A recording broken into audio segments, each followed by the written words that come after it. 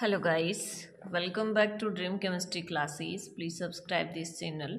देखिए, आज के इस वीडियो लेक्चर में हम बात करेंगे क्लास 10 साइंस के इम्पोर्टेंट क्वेश्चन या मॉडल पेपर के बारे में, जहाँ पे देखिए सबसे पहले आते हैं अपने मल्टीपल चॉइस क्वेश्चन, जिसमें फर्स्ट है the irreversible decomposition reaction that occurs on heating ferrous sulphate is. तो देखिए, डिकम्पोजिशन अगर हीट की वजह से होता है तो वो हो जाती है थर्मल डिसोसिएशन। ठीक है, तो नेक्स्ट है कि विच of the following non metal is found in liquid state. जो नॉन मेटल लिक्विड स्टेट में मिलती है वो क्या होती है? ब्रोमीन होती है। अगर मेटल पूछे तो मरकरी हो जाती है। नेक्स्ट है question number 3, carbon exist in the atmosphere in the form of carbon dioxide only. Next, question number 4, in which of the following the identity of initial substance remain unchanged? Formation of crystal by process of crystallization. The decay of tooth enamel start when the pH value of mouth is less than 5.5।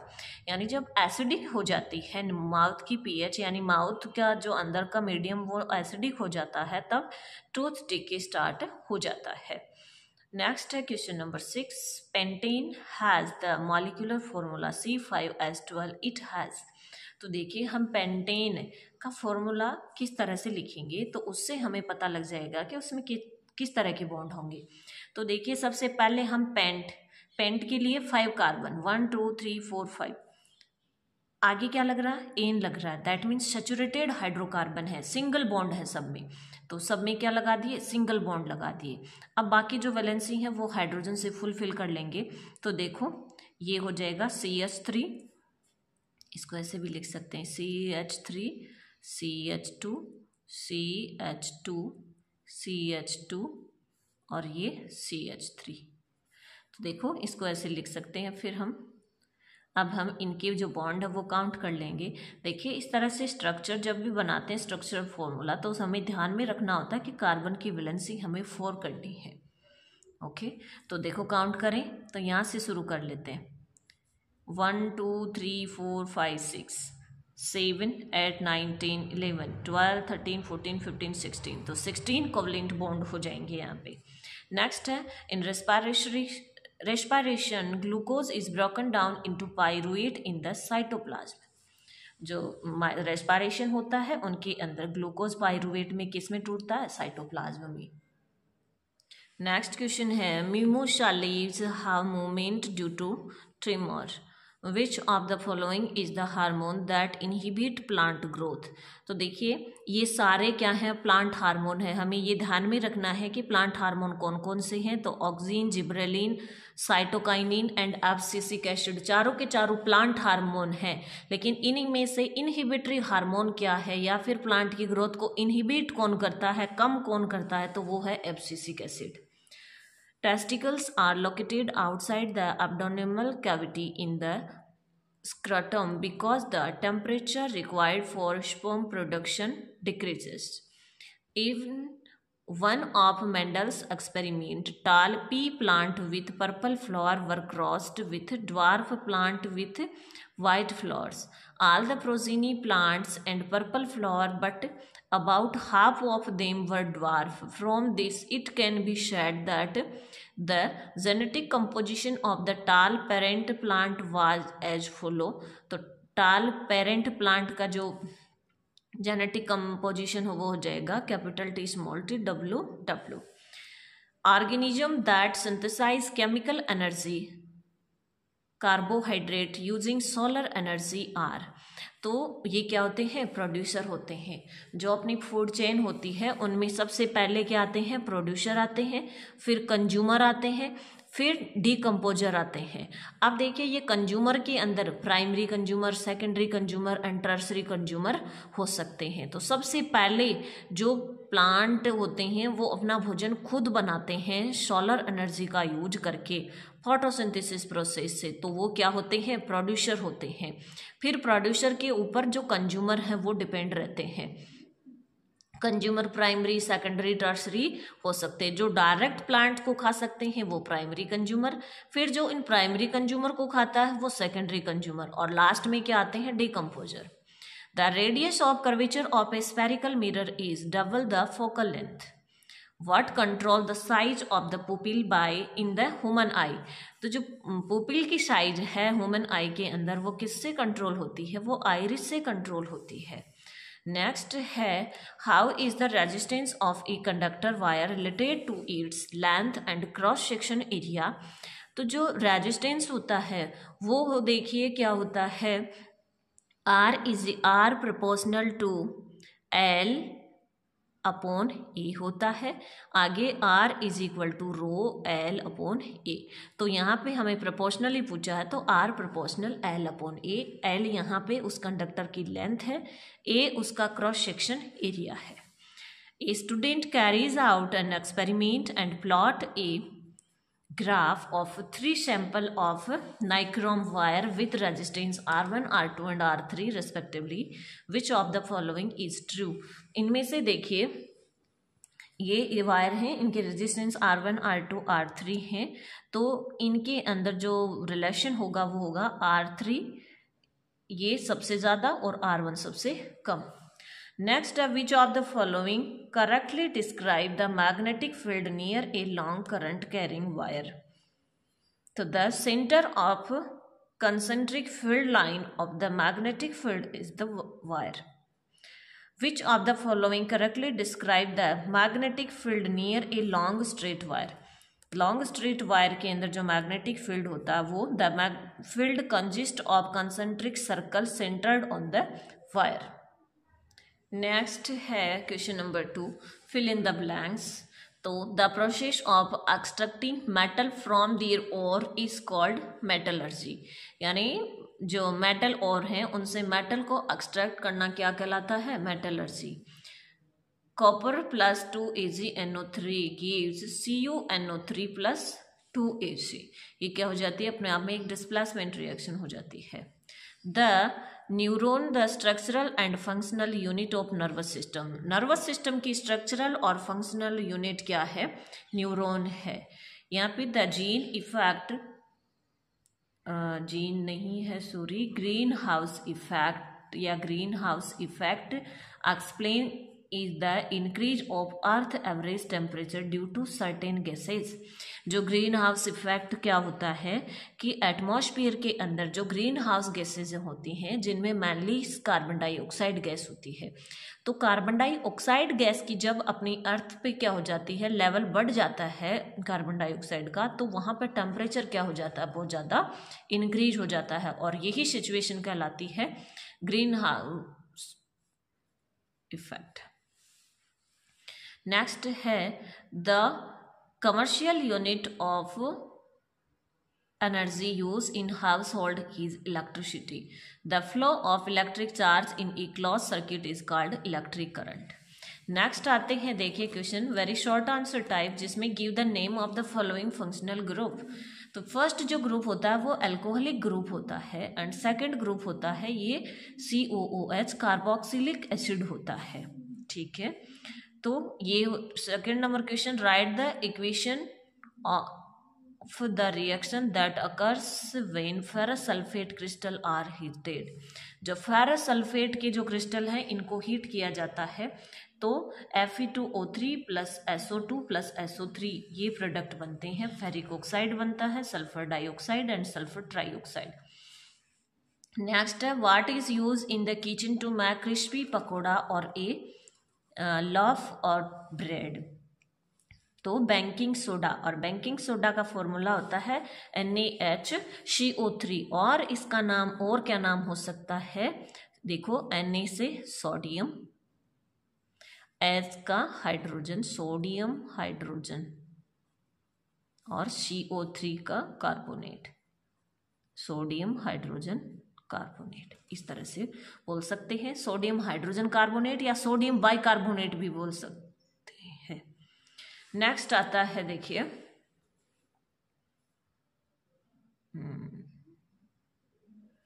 Next है question number 4, why a is sodium kept immerse in kerosene oil. Sodium को kerosene oil में क्यों रखा जाता है? तो देखिए जो सोडियम मेटल होती है वो बहुत ज़्यादा रिएक्टिव होती है। जैसे ही वो नमी या एटमॉस्फेयर की जो मॉइस्चर है उससे रिएक्शन करेगी तो वो फायर कैच कर लेगी। इस वजह से जो सोडियम है उसको क्या कहाँ पे केरोसिन ऑयल की जो बोतल होती है उनमें छुपा के रखा जाता है। नेक्स्ट है what are the muscle called that control the movement of food, digestion, juice and waste at different level? तो smooth muscles. Which part of the brain maintain posture and balance of the body? Cerebellum. What is menstruation? Where does the embryo develop? तो देखिए जो ये menstruation होता है जब fertilization नहीं होता है तो क्या होता है, जो एग सेल होती है वो और यूट्रस की जो लाइन होती है वो क्या होती है, ब्लीडिंग के थ्रू बाहर आ जाती है आफ्टर 28 डेज। तो वो क्या होता है, मेंस्ट्रुअल साइकिल होता है। और एम्ब्रियो का डेवलपमेंट जो होता है वो कहाँ पे होता है, यूट्रस में होता है। नेक्स्ट है what type of sex chromosome are found in human male? जो ह्यूमन मेल होता है उसके अंदर XY क्रोमोसोम होते हैं और जो फीमेल होती है उसके अंदर होते हैं XX। और यहाँ पे आप लिखिए ये होते हैं मेल में। Define the power of a lens. The power is the ability of a lens to coverage or diverge light measure in diopter, capital D. P is equal to 100 by F और F जो होती है वो semi में होती है। What control the amount of light entering the eye? तो the iris control the amount of light entering the eye by adjusting the size of pupil. What is the unit of electric current? Electric current की unit ampere होती है जिसे A से show किया जाता है। Name the rule which is used to find the direction of magnetic field due to current carrying circular loop? तो right hand thumb rule. Next question number 4. Write one equation each for decomposition reaction where energy is supplied in the form of heat, light and electricity. यानी हमें decomposition reaction बतानी है जहाँ पे decomposition किस किस के थ्रू होता है, हीट से होता है, लाइट से होता है और इलेक्ट्रिसिटी से होता है। सबसे पहले हम बात कर लेते हैं हीट की। तो कैल्शियम कार्बोनेट को हीट किया जाता है तो calcium oxide plus carbon dioxide बनता है। नेक्स्ट अगर लाइट की बात करें तो जो 2AgBr है, सिल्वर ब्रोमाइड है, उसको लाइट दी जाती है तो वो या कह सकते हैं सनलाइट उसको मिलती है तो वो Ag और Br2 में टूट जाता है और फोटोग्राफी में इसी का यूज होता है। नेक्स्ट है इलेक्ट्रिक करंट। तो जो H2O है उसके अंदर इलेक्ट्रिक करंट प्रोवाइड कराया जाता है तो H2 और ऑक्सीजन में टूट जाता है। नेक्स्ट है right an equation two show the reaction between plaster of Paris and water. जो प्लास्टर ऑफ पेरिस होता है उसका फॉर्मूला होता है CeSO4 इंटू हाफ H2O। जब इसकी वाटर से रिएक्शन होती है तो जिप्सम बनता है CeSO4 इंटू 2H2O। बहुत ही इंपॉर्टेंट है, देखिए ये वाली रिएक्शन। ओके, फिर है next why does rain water conduct electricity while distil water does not? ये भी बहुत अच्छा क्वेश्चन है कि जो रेन वाटर होता है उसके अंदर इलेक्ट्रिसिटी कंडक्ट हो सकती है जबकि जो डिस्टिल वाटर होता है उसके अंदर नहीं। तो हम जानते हैं जो डिस्टिल वाटर होता है वो प्योर वाटर होता है उसके अंदर बहुत सारे मिनरल्स होते हैं, एसिड्स होते हैं, सॉल्ट होते हैं, ये मिलते हैं। तो इन सब की वजह से क्या हो जाता है, आयन बन जाते हैं और आयनों की वजह से उसमें इलेक्ट्रिसिटी फ्लो हो सकती है जबकि डिस्टिल वाटर में नहीं हो सकती। तो हम लिख सकते हैं कि rain water contain dissolve salt and minerals which provide free ion for electricity but distilled water lacks these ions. Where is bile juice produced? जो bile juice है वो कहाँ प्रोड्यूस होता है? तो bile juice is produced in the liver.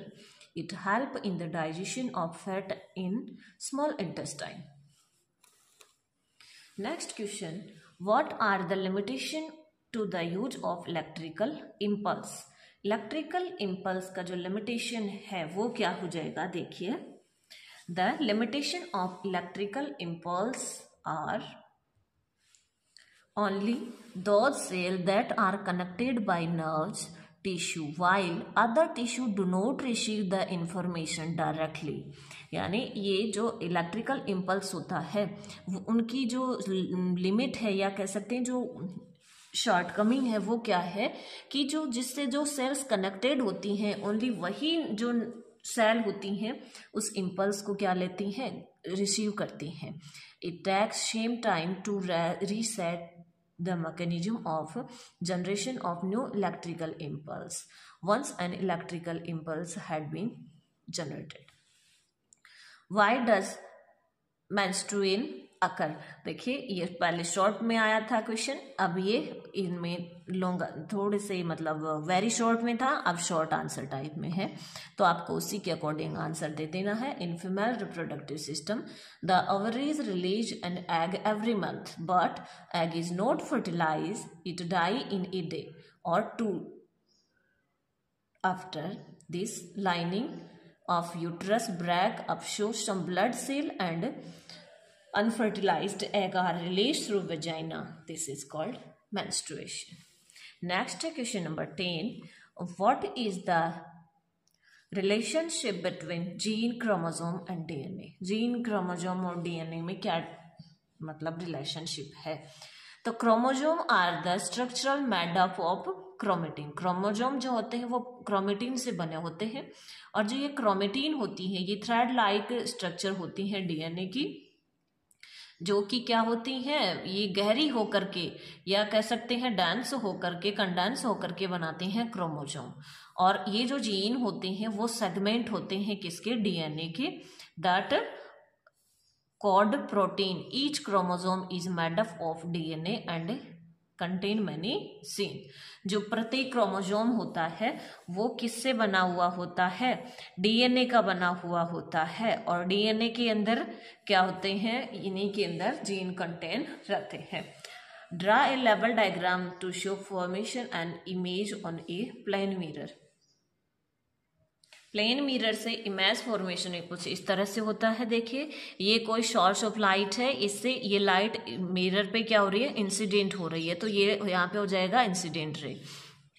ये फिर यहाँ से इंसिडेंट होकर के इस तरफ रिफ्लेक्टेड हो जाती है, तो ये रिफ्लेक्टेड रे। यहाँ इसकी जो बीच में होती है नॉर्मल रे, एंड इंसिडेंट रे और नॉर्मल रे के बीच में जो एंगल होता है वो इंसिडेंट एंगल, एंड नॉर्मल रे और रिफ्लेक्टेड रे के बीच में जो एंगल होता है वो एंगल ऑफ रिफ्लेक्शन होता है, और ये जो पॉइंट है वो क्या है, पॉइंट ऑफ इंसिडेंट है। तो इस तरह का डायग्राम आप बना सकते हैं। Why do we have 2 eye for vision and not 1, just 1? Explain that the fact on the basis of field of view and dimensional view. यानी फील्ड ऑफ व्यू और डायमेंशनल व्यू दोनों के बेसिस पे हमें बताना है कि हमें दो आई की क्यों नीड है। तो देखिए हम जानते हैं अगर एक आई होती है, सिंगल आई से जो हमारा एरिया होता है, फील्ड व्यू होता है वो 150 डिग्री का होता है, जबकि दोनों आई से हम देखते हैं तो वो एंगल 180 डिग्री का हो जाता है। यही हमने इसमें लिख रखा है, आप देख सकते हैं।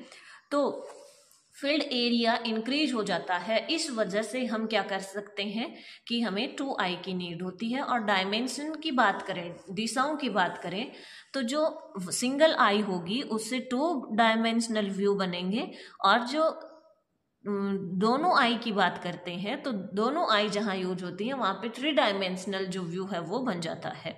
तो हम कह सकते हैं कि इन दोनों की बेसिस पे हमें दोनों आई की नीड होती है।